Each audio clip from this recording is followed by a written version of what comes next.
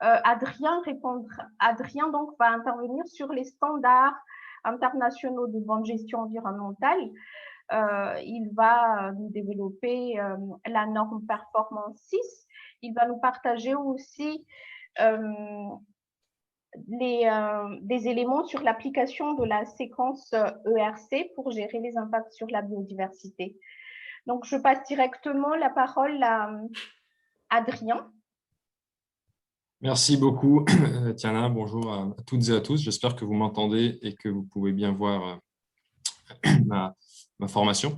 Donc, effectivement, donc déjà, merci de m'avoir invité. Je suis très content de pouvoir co-animer ce webinaire très utile et très, je dirais, actuel, hein, vu les enjeux dont on parle non seulement dans la sphère un peu de ceux qui s'occupent des questions environnementales, mais plus généralement, vous l'avez vu, hein, même sur les plateaux plus, disons, politiques ou même économiques, c'est vraiment devenu un sujet clé et c'est une très bonne nouvelle, vu l'urgence dans laquelle nous nous trouvons et que Eugène a bien décrit tout à l'heure.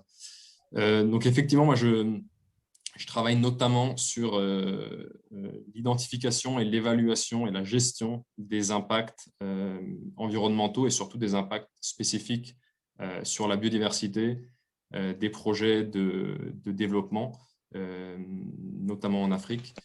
Et bon, c'est un sujet très vaste. Du coup, en 15 minutes, je vais vraiment essayer de vous donner quelques éléments clés en espérant qu'ils puissent être utiles, hein, pour vous en fonction des différents secteurs dans lesquels vous travaillez. Donc, hein, que vous travaillez vous directement pour une entreprise privée, mais même si vous travaillez pour des institutions financières, des pouvoirs publics, vous faites de la recherche, finalement, ces thématiques et leur application un peu plus pratique, hein, c'est vraiment sur ça que je souhaite me focaliser. Je l'espère, pourra vous donner quelques éléments de réflexion et vous pourrez vous-même les appliquer dans votre travail ou dans vos études. Alors, peut-être un point important à dire, hein, c'est qu'évidemment, les projets de développement, et Eugène en a parlé tout à l'heure avec les différentes typologies de projets, hein, que ce soit agro-industrie, extractive, etc.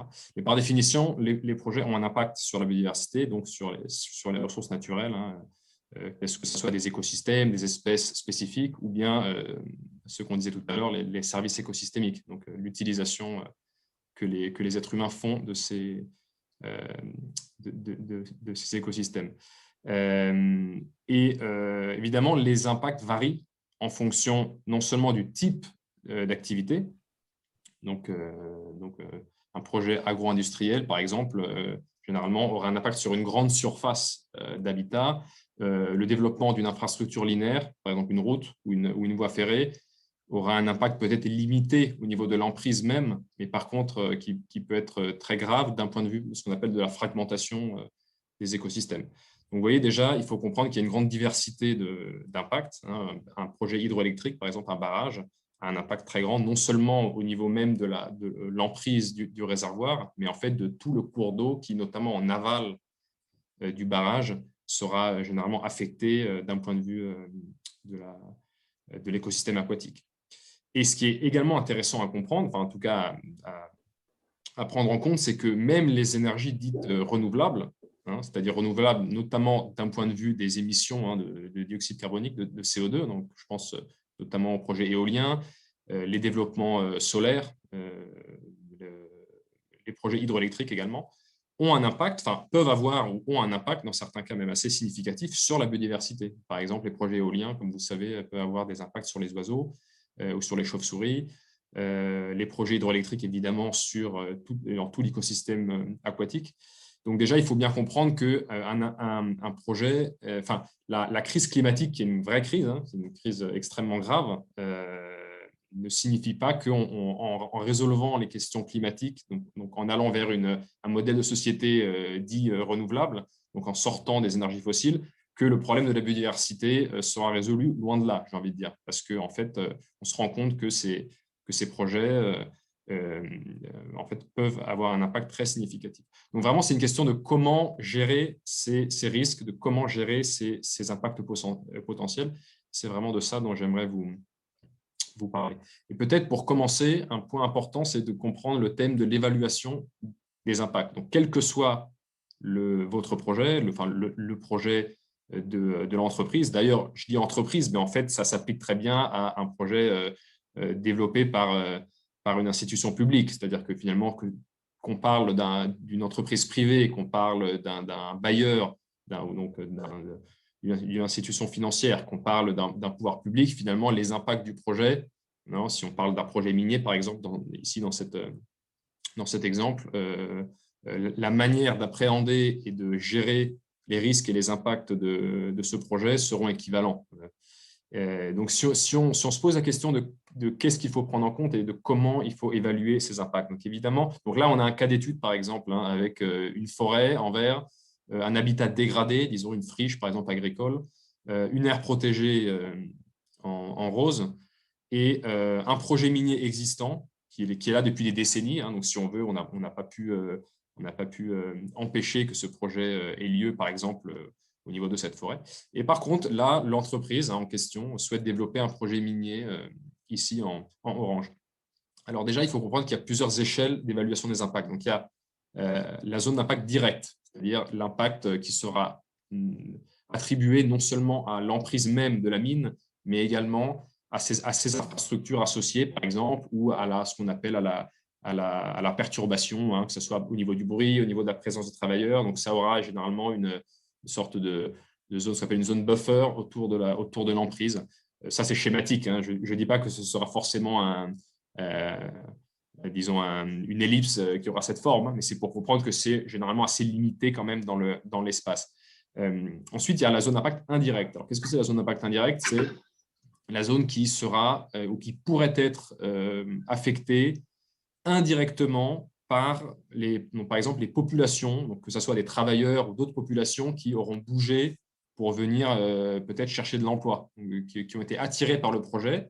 Et indirectement, donc le projet va générer une augmentation de la pression sur les ressources naturelles qui va bien au-delà de la zone d'emprise du projet ou même de la zone directe. Donc, généralement, ça, c'est un vrai sujet. Je pense que pour ceux d'entre vous qui viennent de milieux où il y a, par exemple, des développements de gros projets énergétiques, miniers ou d'infrastructures, les migrations et les mouvements de population peuvent avoir un effet en cascade très important. Le projet ou l'entreprise qui développe ce projet doit prendre en compte également ce risque d'impact indirect. Évidemment, c'est très difficile à gérer et ça demande une collaboration très étroite avec les parties prenantes, avec les autorités, c'est ce que disait tout à l'heure Eugène, mais néanmoins, l'entreprise est elle-même impliquée et en partie responsable de ce qui va se passer puisque c'est l'entreprise qui développe le projet. Et ensuite, nous avons l'impact cumulatif. Qu'est-ce que c'est l'impact cumulatif? C'est tout simplement comprendre qu'un paysage, c'est disons une mosaïque d'éléments et qu'on ne peut pas regarder seulement une emprise spécifique à un projet, mais il faut regarder le contexte. Alors, si dans un contexte, il y a un autre projet existant, la somme de ces deux projets aura un impact finalement supérieur à la somme prise individuellement de chaque projet. Donc, je m'explique.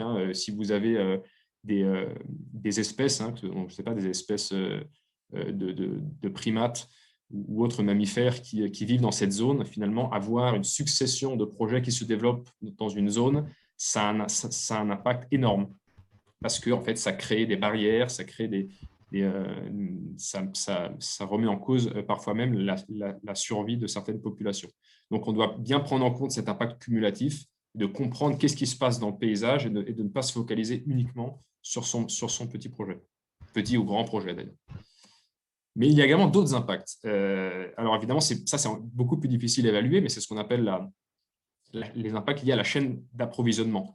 Alors, qu'est-ce que ça veut dire? Ça veut dire tout simplement que certaines matières premières, certains matériaux, certains équipements pour développer le projet, donc dans ce cas, le projet minier, évidemment, ça s'applique à n'importe quel type de projet, ont une origine qui elle-même aura eu un impact. Donc, si vous importez, donc, par exemple, un projet solaire a besoin de matières premières, donc notamment des panneaux et des minéraux qui servent pour construire ces panneaux, d'où viennent ces matières premières? Et bien, on se rend compte qu'en fait, on peut remonter assez loin et que les impacts sont étalés parfois dans plusieurs pays, voire dans plusieurs continents, et que parfois, d'ailleurs, il y a une connaissance assez faible de l'origine même de ces matières premières.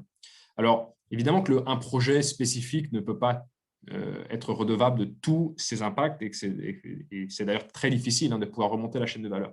Néanmoins, l'entreprise peut aller s'intéresser à sa chaîne de valeur et donc choisir ses fournisseurs ou demander à ses fournisseurs d'avoir, disons, une traçabilité et également, disons, un sourcing plus durable, donc, pour qu'on puisse savoir d'où viennent ces matières premières. Et je dis ça parce qu'en fait, on se rend compte que toutes les entreprises, et d'ailleurs peut-être tous les êtres humains d'une manière ou d'une autre, ont en fait un impact lié à leur chaîne de valeur. C'est-à-dire que vous regardez votre téléphone portable, il a une origine. D'où viennent ces matières premières? Vous avez une voiture, un vélo ou je ne sais quoi. Les matières premières viennent d'un nombre très élevé d'endroits. Une entreprise qui fabrique de la nourriture, qui fabrique des produits cosmétiques, des produits électroménagers, elle-même aura un impact lié à la chaîne de valeur. Donc, vous comprenez l'ampleur vraiment énorme des enjeux dont on parle. Donc là, je vais quand même m'axer plutôt sur les impacts spécifiques des projets, parce que sinon, on pourrait en discuter pendant des heures. Mais le point qui est vraiment à retenir, c'est que la chaîne d'approvisionnement, c'est un thème clé également qui regarde finalement toutes les entreprises et qu'il ne faut pas négliger. Et enfin, les impacts perçus par les parties prenantes. Et ça, c'est important parce que parfois, la perception de l'impact peut être aussi importante, voire plus importante que l'impact réel. Donc, je m'explique, si ce projet a lieu dans une zone, les parties prenantes peuvent avoir l'impression, par exemple, que ce projet aura un impact sur la qualité de la rivière, par exemple, qu'il y aura la pollution, que les activités engendreront peut-être de la pollution. Peut-être que ce n'est pas vrai, peut-être que le projet gère bien ces déversements et ces rejets. Néanmoins, si c'est ça qui est perçu, vous comprenez que vous mettez à dos les parties prenantes, les communautés, et donc c'est très important de comprendre quels sont les enjeux, quelles sont les préoccupations, et de les intégrer au niveau de votre prise de décision, notamment de ce qu'on appelle le plan de gestion environnementale et sociale qui se déroule selon les processus réglementaires, notamment comme l'étude d'impact environnemental et social. Alors là, un petit exemple. Donc, si on regarde cette image-là, il s'agit d'un projet de retenue, de barrage. Ce n'est pas un barrage hydroélectrique, c'est juste un barrage pour avoir une retenue d'eau et pour utiliser l'eau par ailleurs sur un projet. Donc là, effectivement, nous avons par exemple des impacts directs. Donc là, c'est la destruction des habitats, du couvert végétal. Donc là, en partie la déforestation de ce qui reste de la forêt-galerie. Au niveau des disons des versants, donc de la vallée, il y a un impact aussi donc, par rapport à la destruction des habitats. Là, il s'agit surtout de zones en jachère. Donc là, l'impact est, je dirais, plus de type agricole, mais néanmoins, il y a quand même une perte d'habitat. Ensuite, nous avons des impacts sur le cours d'eau. Donc là, évidemment, il y aura en phase de construction, comme vous pouvez voir, on augmente la turbidité, on augmente donc les sédiments, les flux de sédiments dans le cours d'eau, avec des impacts en aval, notamment pour les populations qui utilisent ce cours d'eau et également pour la biodiversité associée à ce cours d'eau. En phase d'opération, une fois que le barrage aura été construit, il y aura un impact sur le cours d'eau même en aval, c'est-à-dire que les caractéristiques de la rivière seront modifiées, que ce soit au niveau de la qualité de l'eau ou que ce soit au niveau du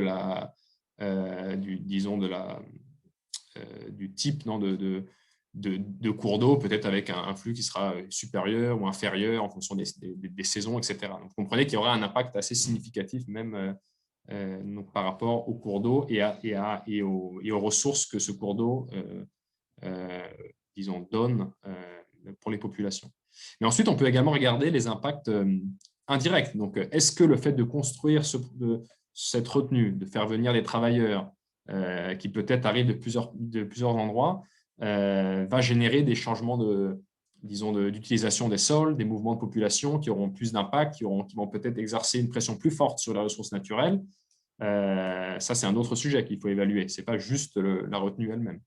Il y a évidemment tout ce qui est le bruit, la perturbation. Il y aura des machines, des équipements, des travailleurs avec un impact, disons une perturbation sur la faune sauvage. Et l'impact cumulatif, ce barrage, cette retenue, comme je vous disais, elle est liée à un autre projet. Et ce projet, en fait, c'est un projet minier. Du coup, c'est de l'eau qui servira pour alimenter l'usine de cette mine. Donc, vous pouvez imaginer que dans la zone, il y aura beaucoup d'impacts liés aux activités minières. Donc, ici, on se trouve en Guinée. Je sais qu'il y a certains Guinéens qui sont là parmi nous. C'est une zone qui est importante en chimpanzés. Et vous imaginez l'impact cumulatif de ces infrastructures, du projet minier, des projets miniers, parce que comme vous savez, en Guinée, il y a énormément de projets miniers qui se développent, sur une espèce comme le chimpanzé qui a besoin d'une zone de distribution large, etc. Vous voyez qu'un barrage qui est relativement petit en taille, en fait, a un impact très important si on le prend bien dans son ensemble et si on l'évalue au niveau vraiment du paysage. Donc, pourquoi je vous dis tout ça? C'est parce que finalement, ce qu'une entreprise ou un projet ou un bailleur de fonds doit prendre en compte, c'est comment j'identifie ces risques et ces impacts et comment je vais les gérer. Et donc, il y a des outils, il y a des standards qui sont utilisés. C'est ce que Eugène décrivait tout à l'heure. Un des plus utilisés, voire le plus utilisé au niveau international, je dirais, c'est la norme de performance 6 de la Société financière internationale, ou NP6 de l'IFC, pour son acronyme en anglais, et qui fait partie d'un cadre de 8 normes sur la gestion environnementale et sociale des projets. Et la norme 6, elle se focalise spécifiquement sur la biodiversité, et elle s'appuie sur 3 piliers. Donc, la protection et la conservation de la biodiversité, le maintien des bienfaits qui découlent des services écosystémiques. Donc, si un projet a un impact sur la pêche, par exemple, eh bien, la pêche, ce ne sont pas seulement les poissons mêmes, donc la biodiversité, mais l'utilisation que les communautés font de ces poissons. Donc la pêche et donc la source, par exemple, de protéines, etc. Et la promotion de la gestion durable des ressources naturelles vivantes. Donc ça s'applique surtout, même uniquement aux projets qui utilisent des ressources naturelles vivantes, c'est-à-dire les projets de foresterie, les projets d'agroécologie, agroalimentaire, etc. L'élevage, etc. Donc, il existe d'autres normes qui sont utilisées. Par exemple, la Banque africaine de développement, la BAD, a son propre système de normes qui sont généralement assez similaires, notamment sur les aspects de biodiversité. Les principes et les objectifs sont similaires. Il y a des nuances, il y a des différences de terminologie, d'objectifs et d'exigences, mais généralement, on parle vraiment de normes qui sont maintenant alignées et qui s'appliquent de plus en plus. Donc, qu'est-ce que ça veut dire? Ça veut dire qu'un projet, une entreprise qui veut développer un projet et qui souhaite avoir des financements internationaux, ou en tout cas des financements de la part de bailleurs qui utilisent ces normes, et il y en a de plus en plus. Il n'y a pas seulement la Société financière internationale, il y a beaucoup d'autres banques de développement, même de banques privées qui utilisent ces normes, devra démontrer qu'elle respecte la norme afin de pouvoir bénéficier d'un prêt ou d'un investissement de la part de ces investisseurs et de ces bailleurs. Donc, vous voyez le pouvoir, finalement, avec une norme comme ça, on peut influencer, on peut dire à une entreprise, regardez, vous devez faire ci, vous devez faire ça, sinon on ne vous financera pas. Et effectivement, c'est comme ça que les choses bougent, c'est comme ça que les choses évoluent. Alors, je ne vais pas rentrer dans les détails de cette norme, je vous invite, si ça vous intéresse, à la lire et à la décortiquer dans les détails. Néanmoins, je vais quand même donner juste le cadre. Donc, vraiment, un des éléments clés, c'est la classification d'une zone, donc d'une zone, par exemple, d'un projet, en 3 typologies d'habitat, ce qu'on appelle l'habitat modifié, habitat naturel et habitat critique. L'habitat modifié, c'est un habitat, et là on parle de avant l'impact. Là, on parle de l'état des lieux, j'ai envie de dire, ce qu'on appelle l'état initial d'une zone avant que l'impact ait lieu. C'est un habitat, donc un habitat modifié, c'est un habitat qui a été impacté par les activités humaines et du coup qui a perdu sa fonctionnalité et sa composition. Par exemple, une zone agricole, généralement, c'est un habitat modifié. Ou une zone qui a été déforestée, c'est un habitat modifié. En revanche, un habitat naturel, c'est une zone qui a gardé sa fonctionnalité et sa composition initiale, ou en tout cas, dont les activités humaines n'ont pas modifié sa fonctionnalité, sa composition de manière significative. Ça ne veut pas forcément dire un habitat, disons, qui a 0 influence, parce que généralement, ça n'existe pas ou ça existe très peu. Mais par exemple, ça peut être un habitat de forêt où il y a peut-être des communautés locales qui y vivent et qui utilisent de manière très limitée les ressources naturelles. Donc, la forêt a gardé sa fonctionnalité, c'est un habitat naturel. Et enfin, les habitats critiques. Donc, c'est des habitats qui présentent ce qu'on appelle une valeur élevée en biodiversité. Alors, il y a plusieurs critères pour déterminer qu'est-ce qu'une valeur élevée en biodiversité, mais notamment, c'est la présence d'espèces menacées, d'espèces endémiques, des écosystèmes uniques. Donc, par exemple, le chimpanzé, qui est une espèce très menacée. Lorsqu'une zone abrite des chimpanzés, généralement, c'est un habitat critique. Donc, ça veut dire qu'elle est très importante. Donc, qu'est-ce que nous dit la norme de performance 6? Elle dit qu'il faut prioriser les impacts sur des zones modifiées, sur des habitats modifiés, plutôt que sur des habitats naturels, et évidemment, plutôt que sur des habitats critiques. Non, il faut éviter à tout prix d'avoir des impacts sur les habitats critiques. Donc, si on essaie de cartographier cela, on peut avoir en fait une carte qui nous permet de cartographier ces trois types d'habitats. Et donc là, on a un projet, donc la zone du projet, elle est en violet. On voit que la zone du projet, elle risque d'avoir un impact sur une partie des habitats critiques et sinon sur des habitats naturels et modifiés. Donc, pourquoi est-ce que c'est utile de faire ça et de le faire en amont? Parce qu'en fait, ça vous permet ensuite, en tant qu'entreprise ou en tant que bailleur ou en tant que développeur, de modifier peut-être une partie des infrastructures ou une partie de vos activités afin de limiter le plus possible vos impacts sur les habitats critiques et, lorsque c'est possible, sur les habitats naturels. Ce n'est pas toujours possible parce qu'un projet minier, par exemple, il dépend des ressources minières. Donc, si les ressources minières sont dans un endroit, elles ne peuvent pas être modifiées. Par contre, dans certains cas, on peut peut-être déplacer une partie des infrastructures pour qu'elles aient un impact limité. C'est ce qu'on appelle l'évitement. Donc, c'est très important de pouvoir cartographier de telle manière une zone pour pouvoir prioriser les zones les plus importantes. Ensuite, un autre élément clé, ce sont ce qu'on appelle les aires protégées et les aires reconnues par la communauté internationale. Donc, la norme de performance 6 demande à tout projet de bien identifier et cartographier ces zones pour savoir si le projet risque d'avoir un impact direct ou indirect sur ces zones et de collaborer avec les parties prenantes pour comprendre finalement si la présence du projet, par exemple à proximité d'un site Ramsar ou à proximité d'une aire protégée, ou même parfois à l'intérieur d'une aire protégée, parce que dans certaines législations nationales, ce n'est pas toujours interdit. Il y a des cas où c'est autorisé. Alors, si c'est autorisé, à quelles conditions? Et généralement, ce que nous dit la norme de performance 6, c'est avoir un projet dans une aire protégée, c'est autorisé à condition que les parties prenantes soient consultées, qu'elles soient d'accord, que le projet ne va pas avoir un impact significatif sur l'aire protégée et d'ailleurs même que le projet puisse aider et soutenir le développement de cette aire protégée. Après, c'est du cas par cas. Vous voyez, il n'y a pas de règle fixe. Idéalement, il faut éviter les impacts à tout prix.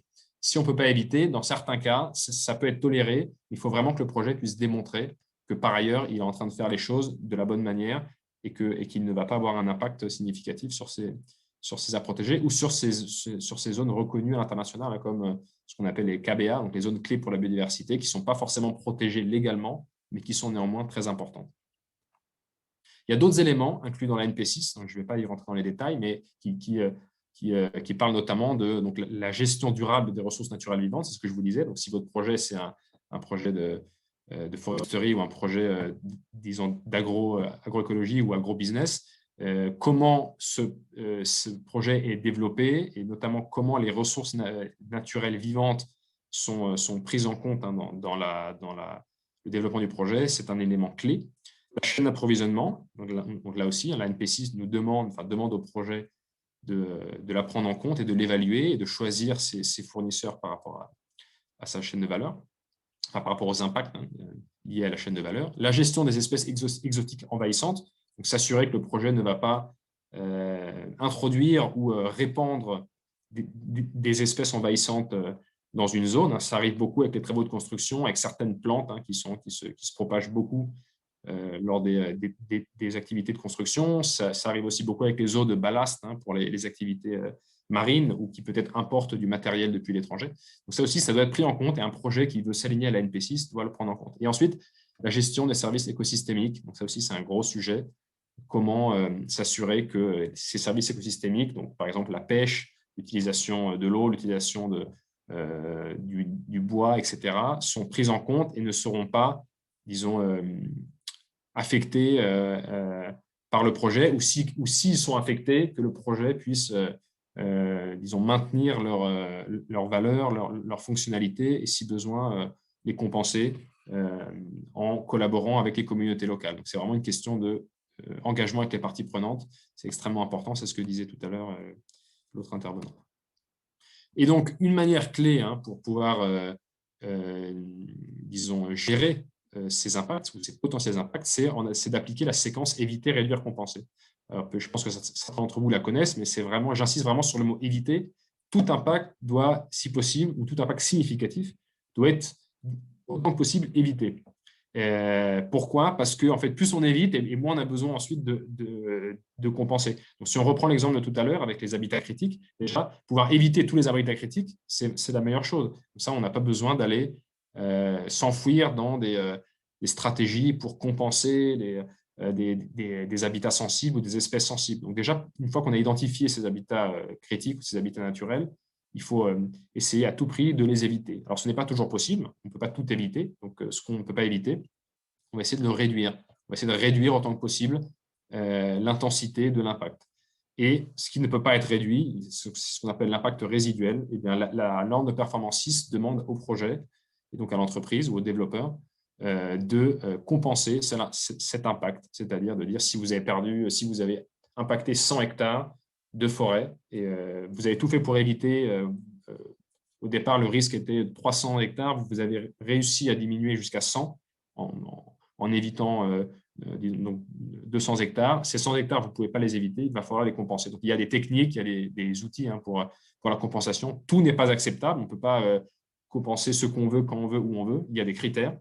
Mais en tout cas, le schéma méthodologique, c'est celui-là. Et il faut que, à la fin de la compensation, l'impact final soit positif. C'est-à-dire qu'on a atteint ce qu'on appelle ou une absence de perte nette. Donc, on revient à l'état initial. On a compensé 100 hectares. Ou encore mieux, un gain net. Donc, on a perdu 100, mais on a gagné 150, par exemple. Donc, là aussi, il y a des méthodes pour pouvoir calculer tout ça. Et c'est vraiment clé qu'un projet puisse démontrer qu'il a atteint ses objectifs de gain net ou d'absence de perte nette. Deux exemples rapides. Donc là, on imagine une zone, par exemple une concession minière ou agricole. Vous avez une zone, le projet peut décider d'éviter la zone peut-être où on a des habitats en meilleur état, donc des habitats naturels, par exemple. Donc, toute cette zone sera évitée, il n'y aura pas d'infrastructure. Et ensuite, on va dire, bon, ce qui ne peut pas être évité, c'est ici, c'est là qu'on va développer notre projet. On va quand même réduire les impacts. Par exemple, on va s'assurer que les pratiques de développement sont bonnes. Donc, si c'est un projet agricole, que les pratiques agricoles sont réalisées d'une certaine manière. On va contrôler les rejets, qu'on ne va pas rejeter de matière ou de liquides dangereux dans le cours d'eau, etc. Donc, c'est vraiment une question de comment on gère ensuite le projet. On réduit autant que possible. Il y aura un impact, ça c'est sûr, mais on peut vraiment réduire son intensité. Et ensuite, on peut dire on garde une zone qu'on va compenser. On va restaurer, par exemple, la galerie forestière et les habitats à proximité du cours d'eau. Et donc, on va dédier une zone spécifiquement à la compensation. Ça, c'est un exemple de comment on peut appliquer cette séquence versée. Un autre exemple, une infrastructure linéaire qui, dans le schéma initial qui a été, défini par les ingénieurs, d'un point de vue technique, on dit pour aller d'un point A à un point B, donc si c'est une route ou une ligne électrique, par exemple, voici le chemin principal. Les ingénieurs n'étaient peut-être pas au courant qu'il y avait une aire protégée. Eh bien, ici, appliquer la séquence versée, c'est tout faire pour éviter que cette infrastructure linéaire traverse l'aire protégée. Et donc, en fait, on va essayer de modifier son tracé, et c'est là où c'est très important d'intervenir le plus en amont possible et de pouvoir collaborer avec les équipes techniques, avec les autres parties prenantes qui sont impliquées, pour éviter tout simplement qu'il y ait un impact. Et une fois que l'impact est évité, vous n'avez pas besoin de vous inquiéter par rapport à comment je vais compenser, etc. Non, si vous évitez bien, évidemment, il faut s'assurer qu'il n'y aura pas des impacts indirects. Si vous évitez bien, vous avez résolu 95% des problèmes. Oui. Et donc, j'insiste sur le fait que le plus tôt on identifie les risques, le plus tôt on identifie les impacts, et le mieux c'est.